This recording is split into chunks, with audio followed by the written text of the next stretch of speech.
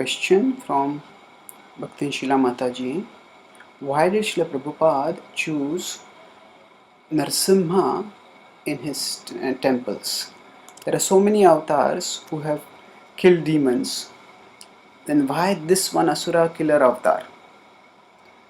Answer. Yes, Krishna has many incarnations, and all those incarnations do perform the three functions of paritranaya sadhunam, vinashaya dushkritam, dharma samsthapanarthaya, sambhavam yuge yuge. So they deliver the devotees, they kill those miscreants who are disrupting social, moral and spiritual order in society, and they also re-establish dharma. Dharma is moral and spiritual order. Now, these three functions are common to all incarnations, but every incarnation has a specific mood. For example, Lord Ram's specific mood is of the ideal human being, Maryada Purushottam, the ideal human being, the Adarsh Purusha. So similarly, Lord Krishna's mood is of Rasaraj. He is a relisher of various pastimes. So that way, Lord Narasimhadev's mood is primarily that of a protector. So the focus when devotees worship Narasimhadev is not so much on his killing of the demons, killing of Hiranyakashipu. The focus is on his protection of Prahlad. So the devotees want to serve Krishna enthusiastically, and this world is a place where there are many dangers, because that is the nature of this world. And especially for those who are trying to practice spiritual life, there are even greater dangers, because this is Kali Yuga and there are temptations externally as well as tribulations from forces, anti-theistic, anti-devotional forces, who want to crush and terminate all religion and spirituality in the world. So Hiranyakashipu was one such person. Now this is a pastime that happened historically millions of years ago, but Hiranyakashipu also represents the temporarily flourishing godless atheist who was threatening the devotees. And Srila Prabhupada, when he started the Krishna consciousness movement, often there were temples in various parts of the world. In America at one time, in a temple there was a bomb that exploded, a hand grenade basically, and several devotees were injured. So Srila Prabhupada said thereafter we should have the Narasimha Arti in the temple, and we should invoke Narasimhadev as the protector. So Narasimhadev is generally worshipped as the protector. As I said, different avatars have different moods, but Narasimhadev specifically is in the mood of giving protection. And traditionally, whenever there is danger, the great acharyas have often invoked Narasimha for protection.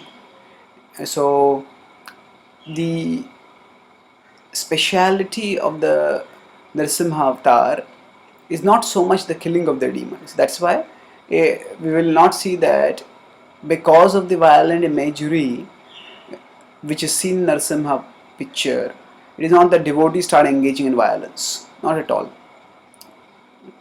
But the idea is, in this world there is danger and one needs protection.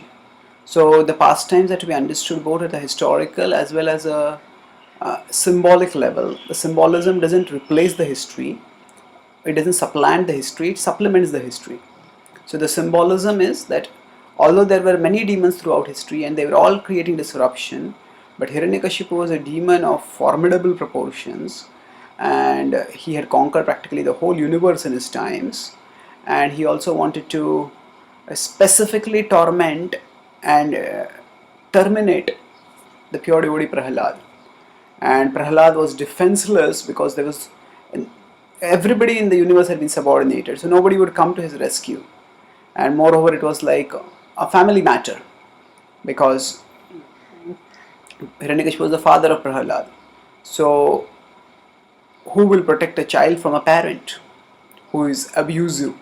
So Prahlad in a sense was utterly protectionless, and yet he was protected.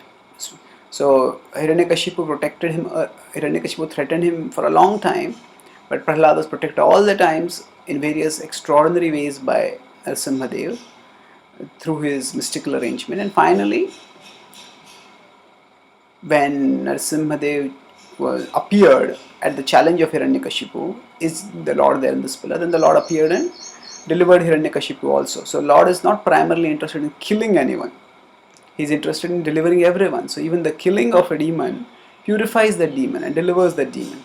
So the focus is on protection, not on destruction. So even in this world, we have a peacekeeping force. So it's a paradox that for keeping peace, sometimes we need force. Similarly, sometimes in the spiritual culture, although the spiritual culture is ultimately meant for establishing the supreme peace, but sometimes the forces who are disrupting the peace, the people, are so bent on being evil, being anti-moral, being anti-social, that they cannot be reformed in this life. And for such cases,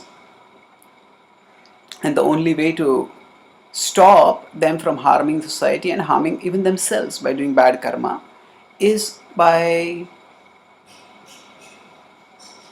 taking away from them the power, the position, and even the body with which they are doing all those sinful activities.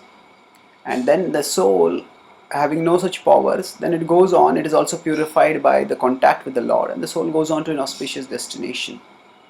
So this does not at all contradict the principles of ultimately the Lord wanting the well-being of everyone and the devotee also wanting the well-being of everyone. But it illustrates how the Lord is ready to go to any lengths to ensure the well-being of those who devote themselves to Him. So, because in Kali Yuga devotees face a lot of dangers, so Srila Prabhupada asked us to establish the Narasimha Aarti as an integral part of our morning program and to worship Narasimhadev regularly to thereby seek his protection. Thank you.